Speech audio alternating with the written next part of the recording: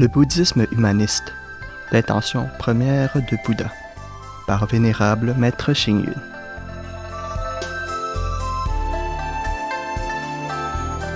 IV. La vulgarisation des expressions. Certains disent que les Chinois sont les hommes les plus intelligents du monde. Pour nous, l'intelligence des Chinois ne provient-elle pas de l'aide que leur apportent les paroles tirées des textes bouddhistes? De nombreuses expressions dont les Chinois d'aujourd'hui se servent sont d'origine bouddhiste. On les utilise par habitude dans la vie quotidienne, sans savoir de quel livre elles sont tirées. Et même des non-bouddhistes ne savent pas que les expressions qu'ils emploient sont des expressions bouddhistes.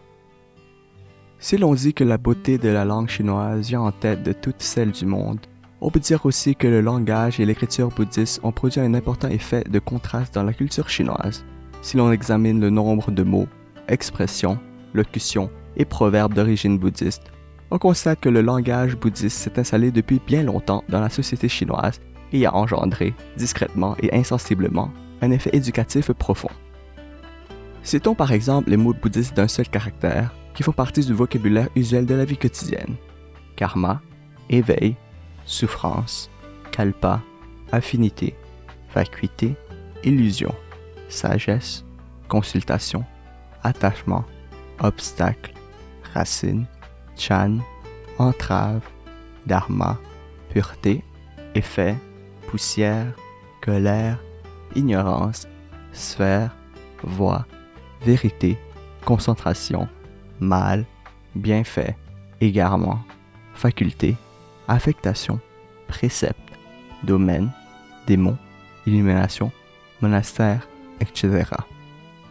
Si, dans les dialogues, livres, discours, pensées et concepts, toutes ces expressions bouddhistes n'existaient pas, comment pourrait-on exprimer ces idées en profondeur?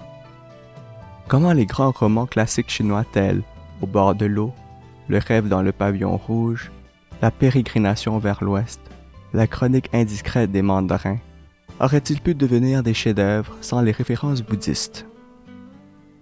Les textes canoniques comme le Sutra du Lotus et le Sutra du Diamant sont très faciles à lire et très poétiques, mais leur contenu reste très profond et reste difficile à comprendre. C'est pourquoi les traductions sont, en général, assez superficielles. Je pense que si la propagation du bouddhisme rencontre certaines difficultés, c'est parce que le langage bouddhiste est trop riche et trop étendu. Ainsi, tout le monde connaît ou croit connaître les termes affinité, cataclysme, qui survient à la fin d'un kalpa, causalité, nirvana, contemplation, prajna, vacuité, mais en réalité, ces termes sont-ils compris? Sans les explications, sans la pratique et l'expérimentation, comment acquérir la parfaite compréhension? De même, dans de nombreuses œuvres littéraires anciennes, on trouve nombre de descriptions des vérités du bouddhisme humaniste, comme par exemple « La vie ne dure pas 100 ans, et l'on a souvent 1000 ans de soucis » de 19 poèmes anciens.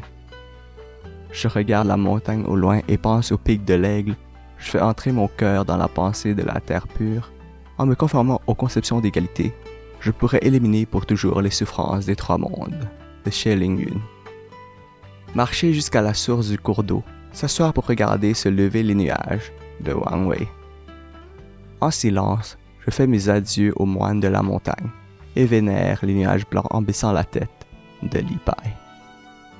Depuis que j'étudie avec acharnement le bouddhisme, les sentiments de tout genre ont disparu de ma vie, de Bai Chui. Les oiseaux dorment sur les arbres à côté de l'étang.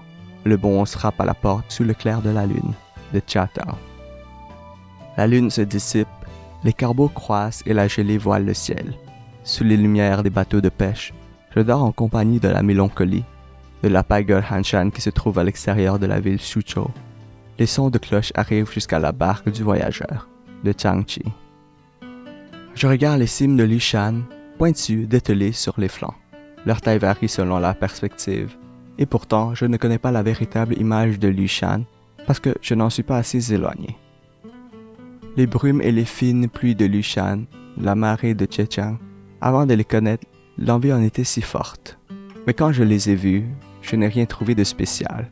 Ce sont que des fines pluies de Lushan et la marée de Zhejiang. Les murmures des ruisseaux ne sont que des mots du Dharma. Les paysages des montagnes ne sont que les formes de la pureté. Les 84 000 stances de la nuit sont enfin révélées. Comment pourrons-nous un jour les transmettre aux autres?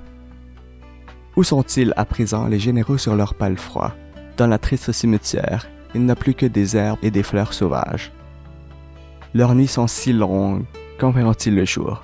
Leurs caches sont si retirées qu'elles ne sentent pas l'arrivée du printemps, dessus ton pont. La poussière rouge et les vagues nuits sont toutes deux illimitées. La patience et la douceur sont deux merveilleux remèdes. de Han Shan de Qin.